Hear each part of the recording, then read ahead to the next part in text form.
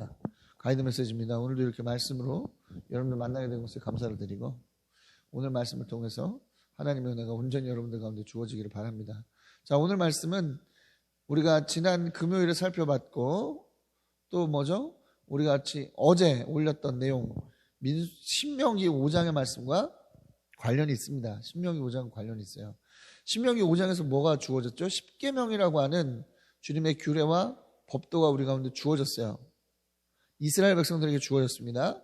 그리고 이 주어진 하나님의 규례와 법도를 어떻게 하라고요? 지켜야 된다라고 하는 것을 오늘 본문의 말씀에서 강력하게 우리 가운데 말씀하고 있지 않습니까? 그래서 연결되어 있는 거예요. 자, 그렇다면 우리가 오늘 말씀을 통해서 왜 규례와 법도를 지켜야 하는가에 대한 부분들을 살펴볼 수 있으리라고 생각이 듭니다. 자, 본문으로 들어가죠. 본문으로 들어가서 이러한 의미들을 한번 새롭게 생각해 보도록 하겠습니다. 첫 번째 단락입니다. 1에서 9절입니다. 1에서 9절 순종입니다. 1에서 9절 순종. 자, 본 단락에서 하나님께서는 규례와 법도를 건너갈 땅 가나안에서 지키라고 말씀하고 있어요. 여러분, 말씀을 주신 이유는 너무나도 분명합니다. 하나님께서 하나님의 백성에게 말씀을 주신 이유는 너무나 분명해요. 그 분명한 이유 뭐죠? 지키라고 주시는 겁니다. 지키라고. 말씀을 듣고 넘기고 말씀을 듣고 흘리고 그러라고 그래도 좋다고 주시는 말씀이 아니라 어떻게 하라고요? 말씀을 듣고 철저하게 그 말씀을 지키라고 하는 의미에서 주셨다는 것입니다. 우리는 이것에 대해서 이미 우리 킹덤 학교 때 이러한 부분들을 생각해 봤어요. 그렇죠? 어떻게 하셨다고요? 고대근동에서 계약을 할 때 뭐가 있었다 그랬습니까? 관계가 있고 계약 당사자들끼리의 관계가 있고요. 우선 그렇죠? 그 관계 안에서 계약이 이루어지죠. 계약이 이루어지는데 뭐가 있습니까? 계약이 이루어지는 당사자들 사이에 선물이 있어요. 선물. 그리고 뭐가 있었죠? 그 계약이 유지되기 위해서 주어졌던 뭐가 있었습니까? 조건이라고 하는 것이 있었죠. 그렇죠? 관계는 뭐예요? 하나님과 이스라엘 백성이라고 하는 이 양자 간의 관계 속에서 계약이 이루어지는 거예요. 무엇을 놓고? 하나님께서 약속하신 땅, 젖과 꿀이 흐르는 땅을 놓고 계약이 이루어지는 것입니다. 그렇죠? 하나님께서는 그 땅을 주신다라고 약속하셨어요. 그런데 조건이 있었죠. 한 가지 조건이 뭐였습니까? 하나님의 규례와 법도를 지키는 것. 이 조건이 지켜질 때 그들은 땅을 얻을 수 있고 또 뭡니까? 얻은 그 땅에서 오래도록 살 수 있는 그러한 은혜를 부여받았다는 것이죠. 오늘 본문에서 그렇게 말씀하고 있잖아요. 지키면, 하나님의 규례와 법도를 지키면 어떻게 된다? 오래오래 너희가 그 땅에서 잘 살 것이다. 젖과 꿀이 흐르는 땅에서 크게 잘 되고 번성할 것이다. 말씀하고 있지 않습니까? 사랑하는 여러분, 하나님의 말씀을 지킨다고 하는 것은 이 시대 우리에게도 마찬가지로 유효한 그런 은혜가 주어지는 거예요. 우리는 하나님의 나라를 바라보면서, 그렇죠? 하나님께서 우리에게 주신 비전의 땅을 향해서 나아가는 사람들입니다. 하나님의 백성들이에요. 그런데 우리에게 비전의 땅이 주어진다라고 하는 것은요, 그냥 주어지는 것이 아닙니다. 우리가 하나님의 말씀을 철저하게 지켜 행할 때 우리에게 비전의 땅이 주어지는 거예요. 또 우리가 비전의 땅에서 하나님께서 주신 비전의 땅을 지키며 또 그곳에서 번성하며 은혜를 입으며 살아갈 수 있는 근거가 되는 겁니다. 자, 이렇게 말씀드리면 많은 분들이 또 오해를 하세요. 어떤 오해를 하느냐? 목사님, 그건 너무 율법주의적인 설명이 아니냐. 율법주의적인 설명이 아니냐라고 하는 이야기들을 많이 하죠. 그러나 여러분, 이것은 결코 율법주의적인 차원의 말씀이 아닙니다, 여러분. 왜요? 여기서 하나님께서 하나님의 규례와 법도를 지키라고 할 때는 그렇죠? 지키는 것 가운데는 한 가지 전제 조건이 분명히 있기 때문입니다. 그것은 뭐죠? 하나님을 향한 경외함이에요. 하나님을 경외하는 거. 2절 말씀 보시면 하나님을 경외하는 것을 말씀하고 있잖아요. 하나님을 경외하는 것이 전제 조건으로 깔려있기 때문입니다. 여러분, 하나님을 경외한다는 건 무슨 말이에요? 하나님을 향한 두려움이죠. 왜 하나님이 두려워요? 하나님의 존재에 대한 명확한 인식이 우리 안에 있을 때 두렵게 되는 겁니다. 아, 하나님이 살아계신 하나님이구나. 아, 하나님은 우리를 건지신 분이고 우리를 구원하신 분이구나. 이러한 하나님에 대한 인식이 온전하게 우리 가운데 있다면 하나님에 대한 두려움이 있고, 또 그런 하나님에 대한 이러한 두려움은 하나님의 말씀에 대한 경외함, 하나님의 말씀에 대한 뭡니까? 새로운 인식으로 우리 가운데 다가오죠.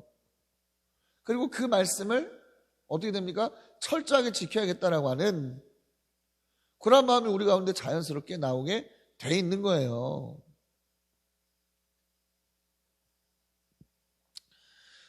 여러분, 규례와 법도의 목적은 분명하죠? 우리가 하나님께 주신 비전의 땅에서, 그렇죠? 비전의 땅에 들어가고 그 비전의 땅에서 오래도록 하나님의 복과 은혜 가운데서 잘 살게 하기 위한 분명한 목적이 있어요. 그러나 그 이전에 뭐가 있어야 된다고 우리 안에? 하나님을 알고 하나님을 경외하는 것이 우선 돼야 된다는 것입니다. 경외하는 자가 하나님의 말씀을 지킬 수 있고 지키는 자가 은혜를 얻을 수 있는 겁니다. 그렇기 때문에 이러한 신명기의 말씀은 결코 사도 바울이 이야기했던, 또 개신교가 정말 생명처럼 여기는 교리인 이신칭의와 부딪히지 않는다는 것을 여러분 아셔야만 하는 거예요. 행함에 대한 부분만 나오면 이신칭의에 거슬린다라고 하는 태도로 비판하는 것은 굉장히 잘못된 인식입니다. 그거 어쩌단 말이에요, 그러면. 하나님의 백성이 하나님의 말씀을 지키지 않는다면 어쩌자는 얘기야, 그러면. 막 나가자는 얘기예요? 하나님 은혜니까 그냥 막 살아도 된다는 거예요? 아니잖아요. 여러분, 아는 것과 믿는 것은 같은 동일한 말이 아닙니다. 아는 것은 아는 것이고 믿는 것은 다른 거예요. 왜? 아는 것을 행할 때 그것을 믿는 것으로 인정받는 것이지, 단순히 내가 안다고 해서 그것이 나의 믿음으로 인정받지는 않는다는 것을 우리는 기억해야만 하는 거예요.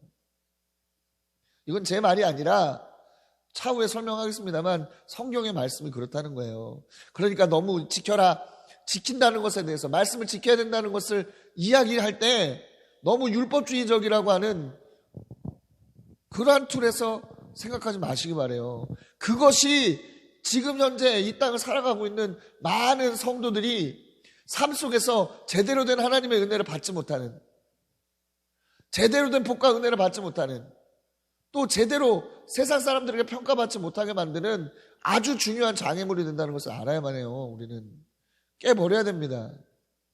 하나님을 경외해 보십시오. 하나님을 두려워해 보세요. 하나님의 말씀을 지킬 수밖에 없습니다. 그리고 지키면 하나님의 약속하신 은혜와 복이 우리 가운데 주어지는 거예요. 왜? 하나님은 말씀하신 대로 이루시는 분이기 때문에.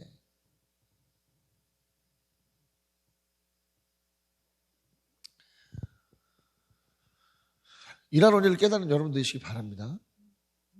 절대적인 거예요, 이것은. 절대적인 원리입니다, 이것은. 자, 또 말씀합니다. 뭐라고 말씀해요? 4절 보니까 이스라엘은 들으십시오라고 말씀하고 있습니다. 이게 그 유명한 쉐마의 말씀이죠, 쉐마. 쉐마라고 하는 단어로 써요, 쉐마. 예. 뭐 쉐마에 대해서 뭐 여러 가지 이야기들 합니다. 무슨 뭐 쉐마가 뭐 그냥 듣는 게 아니라 내 영혼으로 들리는 거고, 무슨 뭐 쉐마가 뭐 어쩌고 저쩌고 이런 얘기들 합니다만은, 여러분, 쉐마는, 근데 지금은 많은 분들이 이렇게 얘기를 해요. 쉐마는 그냥 뭐 하라? 뭐 어떻게 들어라? 좀 신중하게 들어라. 또 집중해서 들어라. 이런 정도로 해석하는 것이 옳다고 얘기를 해요. 쉐마라고 하는 이 단어에 너무 특별한 의미를 부여할 필요는 없다라고 이야기를 하는데, 예, 어느 정도 공감합니다. 너무 단어 하나 뭐 이런 거에 토시 하나에 너무 집착을 해서 하나님께서 전체적으로 우리 가운데 주시려고 하는 이 맥락을 곡해해서는 안 되잖아요. 여러분, 쉐마란 단순히 듣는 것을 이야기하는 게 아니라 듣고 순종하는 것까지를 말합니다. 그러니까 순종하기 위해서 듣는 것을 말해요. 예. 그러니까 뭐 그렇게 생각하는 게 레마는 그냥 단순히 듣는 것이고 쉐마는 마음속에 새기는 것이다, 이런 해석이 결코 틀린 것은 아닐 수 있어요. 틀렸다고 생각하진 않아요. 왜? 그냥 단순히 듣고 흘리는 게 아니라 뭐다? 마음에 새겨서 어떻게 하는 거예요? 행함으로까지 나아가는 거. 이게 쉐마의 본래 의미라는 거죠. 여러분, 다시 한번 말씀드립니다만 하나님께서 하나님의 말씀을 주시는 것은 하나님의 말씀을 선포하시든 아니면 기록으로 우리 가운데 남겨주시던 하나님의 행하심으로 우리 가운데 보여주시던 하나님의 말씀을 우리 가운데 주시는 이유는요, 한 가지입니다. 뭐예요? 행하라는 거예요. 행하라는 겁니다. 순종하라는 겁니다. 하나님께서는 또 쉐마의 말씀으로 쉐마라고 하는 단어를 통해서 다시 한번 이러한 뜻을 강조하고 계시죠. 자, 왜 근데 그래야 되느냐? 이스라엘의 하나님은 한 분뿐이신 하나님이라는 거예요. 그 하나님은 살아계신 하나님이기 때문이라는 것입니다. 그렇기 때문에 뭐다? 하나님의 백성은 마음을 다하고 뜻을 다하고 힘을 다하여 하나님을 사랑해야 된다라고 말씀해요. 이것은 무슨 말이냐? 우리의 모든 것을 다하여 사랑하라는 얘기입니다. 그렇죠? 우리의 모든 것을 다해서 사랑해라. 근데 사랑이라고 하는 것은 단순히 내가 감정적으로 사랑하는 것으로 끝나는 것이 아니라 사랑하면 어떻게 하게 돼 있어요? 행하게 돼 있죠. 무엇이든지. 사랑하는 사람들을 만족시키기 위한 행동이 나오게 돼 있어요. 우리가 자식을 사랑하면 자식한테 뭐를 해줄까 늘 고민하잖아. 어떻게 해야 우리 자식이 유익할 수 있을까? 어떻게 해야 우리 자식이 뭐죠? 편안하고 행복할 수 있을까를 끊임없이 고민하지 않습니까? 부모가. 그리고 끊임없이 그러한 부분들을 제공해 주려고 노력하고 제공해 주지 못할 때는 가슴 아프고 스트레스 받고 하는 거 아니겠어요? 그건 연인 간의 관계에서도 마찬가지고요. 하나님을 사랑한다고 우리가 말합니까? 그러면 어떻게 하면 하나님을 기쁘시게 할까? 어떻게 하면 하나님께서 우리를 통해서 영광 받으실까 고민하지 않을 수 없는 거예요. 그것에 대해서 열중하지 않을 수 없는 겁니다. 근데 하나님께서 바라시는 게 뭐예요? 어떻게 하실 때 만족한다고 지금 말씀하고 있는 거예요? 말씀을 지켜 행할 때 기뻐하시고 만족하신다고 말씀하고 있잖아요. 그럼 뭐 해야 되는 거예요, 우리는? 하나님을 사랑한다고 말만 하는 게 아니라 하나님의 말씀을 철저하게 지키려고 하는, 하나님의 말씀을 철저하게 따르려고 하는 행동이 당연히 있어야 되는 것이죠.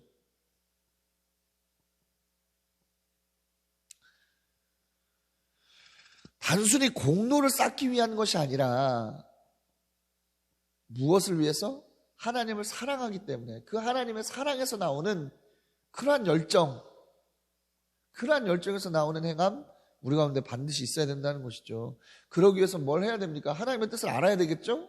하나님의 말씀을 알아야 되겠죠? 그러니까 뭐 해야 되는 겁니까? 말씀을 새기는 거예요.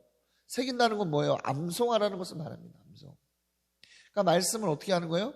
말씀을 정확하게 내 마음속에 새기는 작업, 암송하는 작업들이 필요하죠. 그리고 어떡합니까? 나만 아는 걸로 끝나는 것이 아니라 자녀들에게 부지런히 말씀을 가르치는 것이 필요합니다. 집에 앉아있을 때든 길 갈 때든 누워있을 때든 일어날 때든 언제든지 반복해서 가르쳐야 되는 것을 말하고 있어요. 자, 그런데 가르치려면 뭐가 필요합니까? 부모가 말씀을 알아야 될 거 아닙니까? 부모가 먼저 말씀을 새기지 않으면, 부모가 먼저 말씀을 철저하게 우리 가운데 마음판에 새기지 않으면 어떻게 가르칠 수 있어요? 불가능하죠. 그렇기 때문에 뭡니까? 가르치라는 얘기는 뭐예요? 말로서만이 아니라 본을 보이는 것으로서 가르쳐야 된다는 것을 말하고 있습니다. 또 손에 메어 표를 삼고 이마에 붙여 기호를 삼고 문설주와 대문에도 써서 붙이라고 말씀하고 있는데, 이것은 뭐예요? 자녀들이 말씀을 볼 수 있도록, 또 자신들도 말씀을 볼 수 있도록, 어디서든지 말씀을 볼 수 있도록 하기 위해서 하시는 말씀입니다. 우리가 영어 단어 외울 때 그렇게 하라고 그러잖아요. 단어 카드를 여기저기 붙여라. 여기저기 붙여라. 그러면 볼 때마다 또 눈에 익어지기 때문에 자연스럽게 외워지게 된다, 이런 얘기를 하고 있지 않습니까? 그러한 원리를 이야기하는 것이죠. 말씀을 붙였을 때, 하나님의 말씀을 여기저기 붙였을 때 다니면서 하나님의 말씀 보고 또 보고 또 보고, 그러면서 어떻게 되는 거예요? 말씀이 익숙하게 우리 마음 가운데 새겨지는 과정들을 말씀하고 있는 것이죠. 사랑하는 여러분, 말씀을 사모하고 말씀을 새기는 일에 열중하시는 여러분들 되시기 바랍니다. 그리고 삶을 통해서 본을 보이시는 또 여러분들 되시기를 바라요. 그렇게 할 때 하나님은 기뻐하시고, 그렇게 할 때 하나님께서는 약속하신 축복의 은혜를 여러분들 가운데 놀랍게 부어주신다는 것을 기억하시기 바라겠습니다. 이러한 복과 은혜를 경험한 여러분들 되시기 바라요. 자, 다음 단락입니다. 10에서 19절, 하나님의 은혜를 기억하라입니다. 하나님의 은혜를 기억하라. 자, 본 단락을 보면요, 뭘 말씀하고 있어요? 하나님께서 주시기로 한 약속의 땅에서 해야 될 일들에 대해서 말씀하고 있죠. 중요한 포인트가 있어요. 뭐냐면, 우리가 11절을 보면, 10절과 11절을 보면, 거기에는 당신들이 세우지 않은 크고 아름다운 성읍이 있고, 채우지 않았지만 온갖 좋은 것들로 가득 찬 집이 있고, 파지 않았지만 이미 파놓은 우물이 있고, 심지 않았지만 이미 갖고 놓은 포도원과 올리브밭이 있을 것이다. 당신들은 거기서 마음껏 먹게 될 것이라고 이야기하고 있는 것을 볼 수가 있습니다. 그렇죠.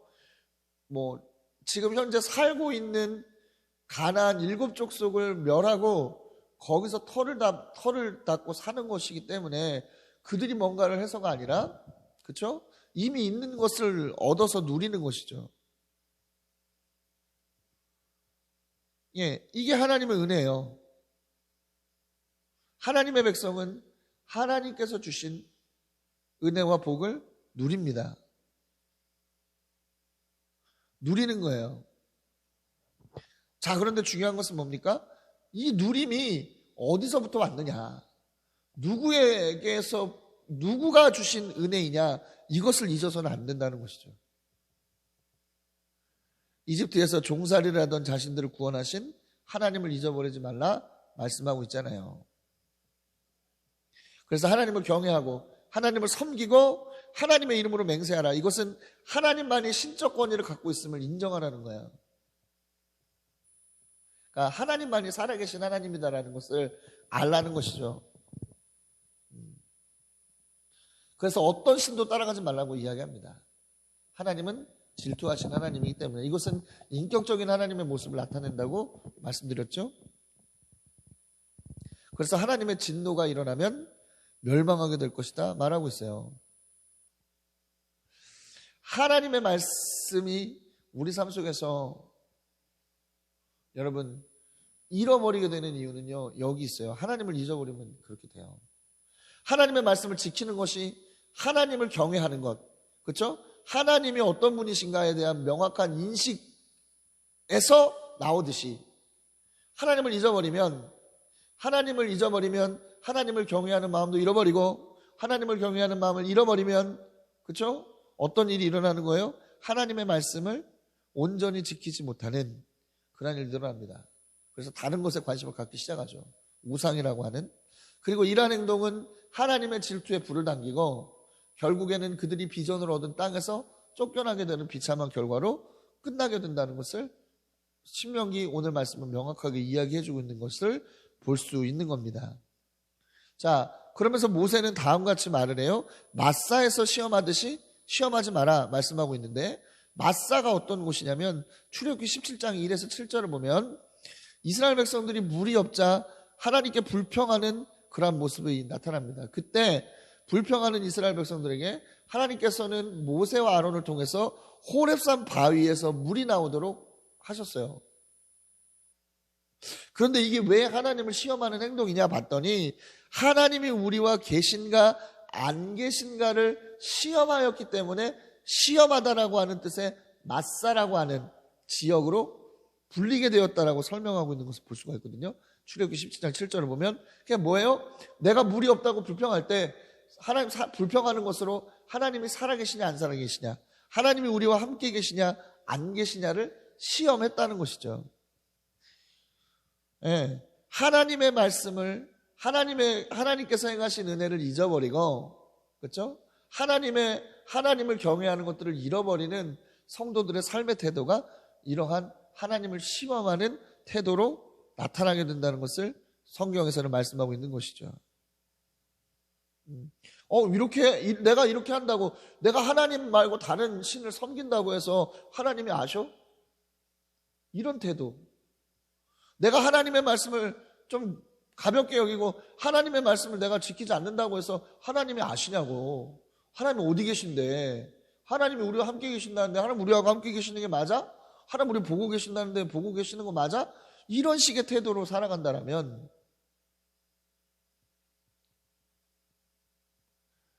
당연히 하나님의 말씀을 온전히 지키는 삶이 이루어질 수 없는 것은 당연하겠죠. 할렐루야. 하나님 테스트하지 마십시오. 하나님 살아계시고 우리가 어떻게 살아가고 있느냐, 하나님께서 주시는 은혜의 어떤 그런 지경 안에서 우리가 어떻게 살아가고 있느냐를 하나님 보시는 분입니다.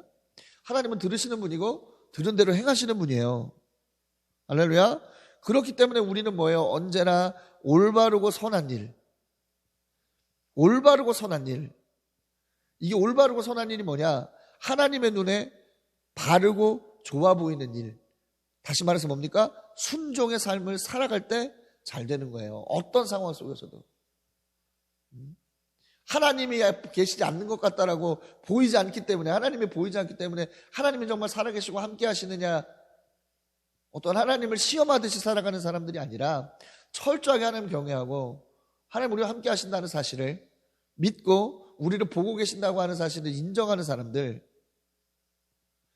그래서 하나님 앞에서 바르고 선한 일을 하는 사람들이 땅을 차지하고 땅에서 오래도록 누리는 삶을 살아가게 된다는 것을 여러분 기억하십시오. 할렐루야. 이러한 것이 가능한 것은 하나님께서 우리에게 베푸셨던 은혜들을 기억함으로써 가능한 거예요. 우리가 누리는 모든 건강, 우리가 누리는 모든 것들 하나님께로부터 온 은혜임을 여러분 기억하시기 바랍니다. 마지막 단락입니다. 20에서 25절 다음 세대입니다. 다음 세대. 20에서 25절 다음 세대예요. 자, 하나님께서는 모세는 본단락에서 뭡니까? 자녀들이 규례와 법도, 이 규례와 법도가 무엇이냐 의미를 물어보면, 자, 하나님께서 이집트의 노예에서 이끌어내신 그러한 일들, 가나안 땅을 주신 일들, 이러한 일들을 알려주라고 말하죠. 이건 무슨 말이냐 여러분? 신앙이란 전수돼야 된다는 것을 말하는데요. 여러분 근데 전수가 되려면 뭘 해야 됩니까? 부모 세대가 지켜야 될 거 아닙니까? 부모 세대가 지키는 모습을 보여줘야 자녀들이 이런 질문을 던질 거 아니겠어요? 부모 세대가 지키지 않으면 자녀 세대는 하나님의 규례와 법도가 무엇인가를 알 수 없어요. 제가 전도사 하다 보면, 전도사로 사역할 때 가슴 아팠던 거는 그런 거예요. 부모들이 신앙적인 부분들을 집에 가서 보여주지 않는 거예요. 네. 집에 가서 신앙적인 모습들을 보여주지 않고 자녀들에게 신앙적인 부분들을 이야기하지 않습니다.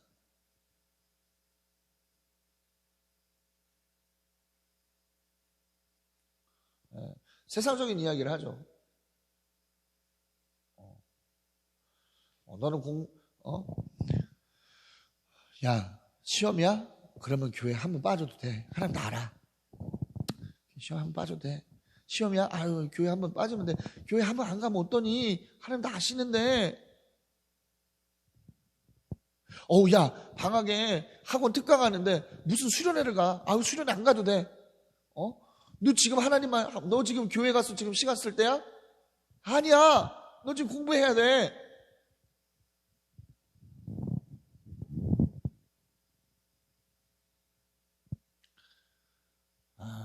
또 어떡하죠? 야, 너 이제 취업해야 돼. 교회는 나중에 너 직장 가서 너 시간 여유로우면 그때 해도 돼. 너 결혼해야지. 너 돈 벌어야지.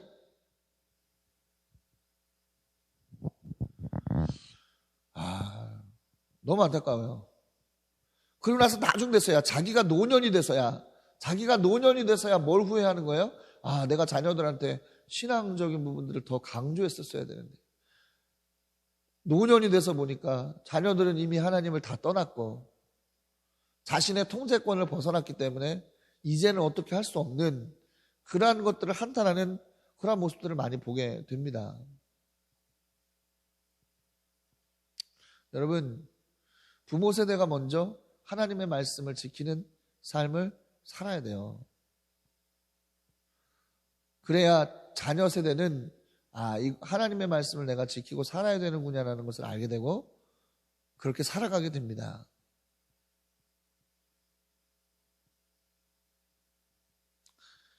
세대와 세대로의 신앙의 전술은 그럴 때 일어나요. 자, 한국교회가 세대와 세대 간의 신앙이 단절되는 원인이 바로 여기 있어요.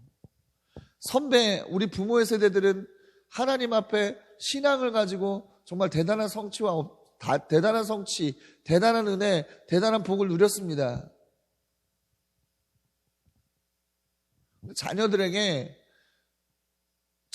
그러한 은혜를 주신 그분이 누구신가를 전하는 일에는 좀 소홀했어요. 실패했어요. 그것이 세대 간의 단절을 만들어 왔습니다. 그러면 안 된다는 것이죠. 우리가 먼저 그렇게 살고 자녀들을 그렇게 길러내는 부모가 될 때 하나님께서 우리에게 주셨던 은혜, 하나님께서 우리에게 주셨던 모든 복은 자녀의 세대에게도 동일하게 이어질 수 있다는 것을 기억하시기 바랍니다. 자, 하나님은 하나님만 경외하게 하셨어요. 또 그렇게 하면 언제나 하나님 지켜주시고 잘 살게 하신다라고 하는 약속을 주셨습니다. 이건 하나님의 약속이에요. 사람의 약속이 아니라 하나님의 약속이지 않습니까? 사람의 바람이 아니라 하나님의 약속이에요. 하나님 약속하신 것을 이루시는 분입니다. 여러분, 하나님의 명령을 지킬 때 우리의 의로움이 드러나는 겁니다. 말로 하는 게 아니라, 교리를 많이 알아서가 아니라, 교리를 많이 들어서가 아니라 하나님의 명령을 지킬 때 의로움이 되는 거예요. 내가 갖고 있는 어떤 그런 생각대로 살아가는 게 아니라. 여러분, 야고보서 2장 18절에서 20절을 보세요. 야고보서 2장 18에서 20절을 보세요. 이렇게 돼 있습니다. 너무나 잘 아는 말씀이죠. 어떤 사람은 이렇게 말할 것입니다. 너에게는 믿음이 있고 나에게는 행함이 있다. 믿음이 없는 너의 믿음, 행함이 없는 너의 믿음을 나에게 보여라. 그러면 나는 행함으로 나에게 보이겠다. 이게 믿음이 어디서 드러난다는 것을 말하고 있는 거예요? 행하면서 드러나고 있는 것을 말하고 있는 것이죠. 자, 또 19절 봅니다. 그대는 하나님께서 한 분이심을 믿고 있습니다. 잘하는 일입니다. 그런데 귀신들도 그렇게 믿고 떤다는 것이죠. 뭐예요? 우리가 아는 것은 뭐예요? 귀신들도 그렇게 알고 있다는 거예요. 그러니까 아는 것이 문제가 아니라는 것을 말하고 있는 것이죠. 20절, 어리석은 사람이여, 그대는 행함이 없는 믿음은 쓸모가 없다는 것을 알고 싶습니까? 질문하고 있는 거죠. 그죠? 우리들이 알고 있는 것은요, 마귀들도 아는 거예요. 아는 차원의 것들이에요. 중요한 것은 마귀와 성도의 차이가 뭡니까? 아니죠. 마귀가 우리보다 훨씬 잘 알죠. 하나님의 마귀가 알고 떨 정도라면은 마귀는 그게 거짓이 아니라 사실이라는 것까지도 알고 있는 거잖아. 그렇죠? 근데 뭐예요? 성도와 마귀의 차이는 뭡니까? 마귀는 알고 떨지만 하나님의 뜻을 행하지는 않아요. 하나님의 뜻을 행하지 못합니다. 그러나 성도는 어떻습니까? 하나님의 뜻이라는 것을 알 때 순종하는 거예요. 행하는 거예요. 그리고 이 행함으로 하나님께서는 우리를 평가합니다. 생명책에 뭐요? 기록되는 근거가 뭐라고? 내 아버지의 말씀대로 행하는 자, 내 아버지의 말씀대로 행하는 것, 바로 그것이 생명책에 기록되어지는 내용이라는 것을 우리 예수님께서도 말씀하고 있지 않습니까? 여러분, 행하지 못하고 있는 우리의 믿음의 현주소를 이건 율법주의야, 나는 은혜야, 이런 말 같지도 않은 합리화로 넘어가려고 하지 말고, 내가 하나님의 말씀대로 더 살아가지 못하는 것은 내가 하나님을 더 사랑하지 못하는, 내가 더 하나님을 사랑하지 못하는 나의 믿음의 부족함과 연약함이구나라고 하는 사실을 깊이 깨닫고 더 하나님하고의 깊은 관계로 나아가는 삶을 살아야 합니다. 기도의 자리로, 말씀의 자리로, 예배의 자리로 나아가는 삶을 살아야 되는 거예요. 그리고 그 관계 속에서 주어지는 하나님의 은혜를 다시 한번 경험하는 겁니다. 그리고 하나님에 대한 사랑의 마음을 더욱더 이 관계를 통해서 키우는 거예요. 그렇게 할 때 우리 안에서는 다시 어떻게 됩니까? 하나님 앞에서의 건강한, 말씀대로 살아가는 건강한 삶이 이루어지고, 이러한 삶을 우리의 자녀 세대들이 바라보고 그대로 그들은 뭡니까? 우리와 똑같은 길을 가게 되는 거예요. 바라기는 이러한 건강한 사이클이 우리 가운데 온전히 이루어질 수 있게 되기를 그리스도의 이름으로 강력하게 축원합니다.